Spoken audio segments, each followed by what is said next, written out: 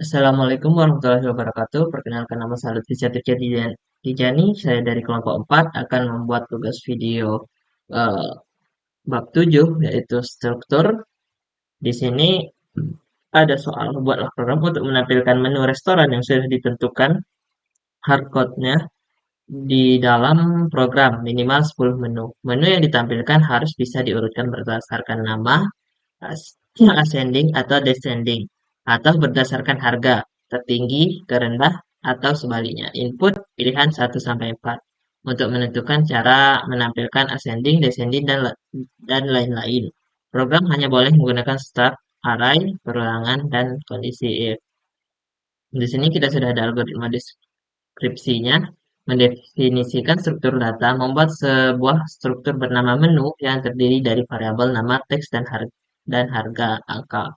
Deklarasi variabel menyiapkan variabel yang diperlukan, yaitu daftar menu, sebuah array berisi 10 data menu yang sudah ditentukan, nama dan harganya, pilihan untuk menyimpan angka pilihan, cara pengurutan dari pengguna, I dan J sebagai variabel bantu untuk perulangan looping, tukar sebagai penanda boolean jika ada posisi data yang perlu dipindah.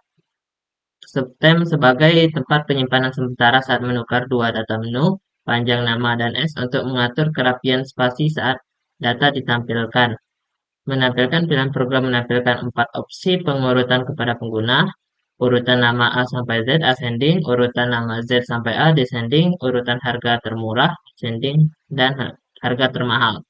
Input pilihan meminta pengguna memasukkan angka 1 sampai 4 sesuai metode pengurutan yang diinginkan. Proses pengurutan bubble melakukan perulangan luar sebanyak 9 kali jumlah data dikurang 1. Di dalam setiap perulangan luar, lakukan perulangan dalam untuk membandingkan data yang bersebelahan. Pengecekan kondisi. Jika pilih satu, cek apakah nama saat ini secara abjad lebih besar dari nama berikutnya. Jika dua, cek apakah nama saat ini secara abjad lebih kecil daripada nama berikutnya. Jika pilihan tiga, cek apakah harga saat ini lebih besar dari harga berikutnya. Jika pilih empat, cek apakah harga saat ini lebih kecil dari harga berikutnya. Pertukaran data. Jika kondisi di atas terpenuhi, maka satu paket data menu, nama dan harga ditukarkan posisinya menggunakan bantuan variabel time. Persiapan tampilan menampilkan judul tabel dan kepala kolom. Nomor, nama, menu, harga, menampilkan hasil. Melakukan perulangan sebanyak 10 kali untuk mencetak setiap isi array daftar menu. Hitung jumlah karakter nama menu untuk menentukan berapa banyak spasi yang harus dicetak agar kolom harga tetap sejajar lurus. Cetak nomor urut nama makanan, spasi tambahan dan harga. Selesai. Program berakhir setelah semua menu ditampilkan dalam keadaan terurut. Di sini sudah ada sediakannya program menu restoran, type menu record, nama, string, harga integer, lalu variabel, daftar menu, array 0 sampai 9, tipe menu, time itu menu, pilihan IJS, panjang nama, tipe integer, tukar, tipenya boolean. Mulai inisialisasi data hardcode-nya, daftar menu 0 nama nasi goreng, daftar menu 0 harga 2.500, daftar menu 1 dan nama ayam bakar, daftar menu 1 harga 30.000 dan sampai seterusnya. Lalu kita akan mencetak ke layar menu restoran dan eh, mencetak instruksi ke layar. Kemudian di sini akan membaca atau menyimpan inputan 1 sampai 4 yang dipilih oleh yang diinput oleh user, kemudian masuk ke perulangan I, lalu masuk ke perulangan J, for J, begin tukar false. Lalu setelah ini setelah antara if 1 sampai 4 tersebut kita masuk ke if untuk penukaran proses penukaran nilainya. Lalu di sini untuk mencetak ke layar. Nah, di sini saya sudah membuat flowchartnya juga. Nah, di sini mulai menu daftar menu eh array daftar menu 10 kamar dengan tipe data menu yang berisi 10 nilai yang ada yang ada string dan ada integer, ada teks dan ada bilangan bulatnya. Sebagai teksnya nama makanannya, lalu eh, angka sebagai harga dari makanan tersebut. Kemudian kita input pilihan kita, masuk ke perulangan I di sini, masuk ke perulangan J, lalu kita variabel tukar akan bernilai false. Lalu kita lihat pilihan tersebut apakah satu, dua, atau tiga, atau empat gitu.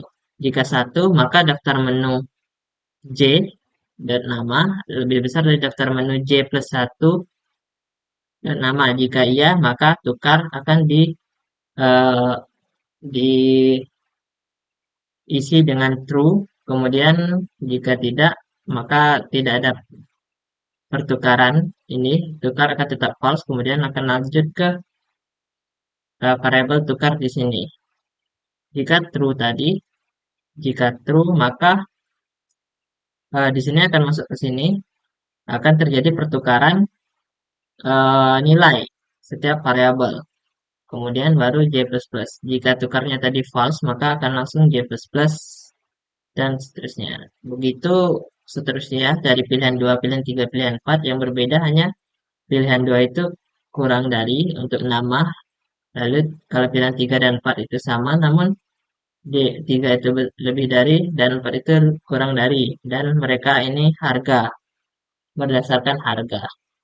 Nah, jika sudah keluar dari perulangan I, kita masuk ke perulangan I lagi untuk perulangan ini, perulangan I untuk mencetak ke layar. Di sini kita akan mencetak I plus 1, lalu spasi dot, dan daftar menu ke I dan namanya. Kemudian kita akan memproses panjang nama tersebut. Variabel panjang nama akan diisi dengan daftar menu I dan nama ini dikali length ini.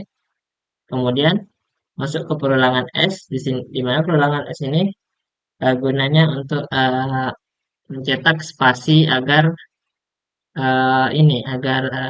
lebih rapi. Kemudian lalu cetak RP, daftar menu dan harga. Nah, jika sudah, maka program akan berakhir. Nah, langsung saja kita ke programnya di sini. Seperti biasa, include CStream using namespace std. Ini gunanya untuk memanggil library input output dasar C++, yaitu cout. Kemudian using namespace std agar kita tidak perlu mengulangi std.2.2 setiap kali menggunakan fungsi input output. Lalu di sini ada struktur, sebuah struct bernama menu eh, yang berisi nama bertipe string dan harga yang bertipe integer. Ini adalah sebuah tipe data buatan. Nah, di sini di integer main-nya kita akan mendeklarasikan pilihan IJS dan panjang nama itu bertipe integer. Lalu tukar bertipe boolean, kemudian temp itu bertipe menu atau struct tadi, kemudian sebuah array struct yaitu menu bernama daftar menu dan ada 10 kamar di mana 10 kamar ini masing-masing berisikan nilai yang bertipe data string dan integer. Sebagai string itu sebagai nama dari menunya, kemudian integernya itu harga sebagai harga. Nah, di sini ada 10. Ada nasi goreng, ayam bakar, mie goreng, sate ayam, soto ayam, gado-gado, es teh manis, es jeruk, bakso sapi, dan capcay. Nah, lalu kita akan mencetak menu restoran, urutkan berdasarkan nama A sampai Z, urutkan berdasarkan nama Z sampai A, urutkan berdasarkan harga termurah ke termahal, urutkan berdasarkan harga termahal ke termurah, dan masukkan pilihan 1 sampai 4 ini ke layar sebagai instruksi kepada user untuk memilih mereka ingin menampilkan menu berdasarkan apa gitu. Apakah abjad dari A sampai Z atau abjad dari Z sampai A atau berdasarkan harganya dari yang termurah ke termahal atau termahal ke termurah. Kemudian di sini sein pilihan atau menyimpan inputan dari user Nah, di sini masuk ke perulangan I. Perulangan I yang ini itu gunanya sebagai eh, perulangan berapa banyak apa berapa banyak perulangan yang terjadi, perulangan terluar gitu. Nah, perulangannya itu butuh berapa banyak gitu. Nah, nah, ini kan ini apa? Kita kan ada 10 kan, ada 10 menu yang harus dicek di 10 menu ini ketika ingin mengurutkannya berdasarkan apa. Nah, karena itu kita butuh perulangan ini. Berarti kan kita butuh 10 kali perulangan untuk mengecek apakah nilai di sini itu perlu ditukar-tukar tempatnya atau tidak. Nah, di sini kan karena arah itu dari nol, maka kita eh, I-nya itu akan bergerak sampai 10 dikurang satu atau 9. Nah, lalu untuk perulangan J setelah perulangan ini, kan perulangan masuk perulangan I. Di perulangan ini kita masuk lagi ke perulangan J. Perulangan J ini gunanya untuk menentukan pertukarannya itu bagaimana gitu. Perulangan J ini gunanya adalah ketika kita memilih pilihan di sini tadi, itu akan masuk ke perulangan J. Oh ya, perulangan J itu untuk menukar-nukar ini, menukar-nukar nilai. Nah, masuk contoh saja. Di sini pertama kita akan variabel tukar itu akan diisi dengan nilai false di sini. Nah, di sini ketika misalkan kita menginput satu yaitu daftarnya itu berdasarkan nama sesuai abjad A sampai Z. Maka kita akan masuk ke kondisi pertama di sini. Di sini kita akan masuk ke kondisi lagi. Kondisi if yang di if yang di luar ini, if yang ini, yang else if ini, else if ini, eh, gunanya cuma sebagai pembaca inputan kita pada pilihan di sini tadi. Nah, sedangkan if yang di dalam, yang ini, di sini kan setelah if ada if lagi. Nah, di sini if-nya berguna untuk membaca daftar menu saat ini itu apakah eh, urutannya sudah sesuai yang dengan kita inginkan atau tidak dengan daftar menu yang ada di sebelahnya. Misalkan di sini kita menginput pilihan satu. Ini kan berdasarkan abjad A sampai Z. Di sini akan mengecek apakah daftar menu ke J nama itu akan lebih besar secara abjad dari daftar menu ke J plus satu atau ke sebelahnya. Misalnya di sini kan J-nya sama dengan nol. Berarti daftar menu ke nol dan nama itu apakah lebih besar dari daftar menu ke satu 0 plus satu. Nah, kita cek yang nol itu nasi goreng. Lalu yang satu itu ayam bakar. Nah, di sini kan secara abjad A itu lebih besar daripada nasi daripada N. Nah, berarti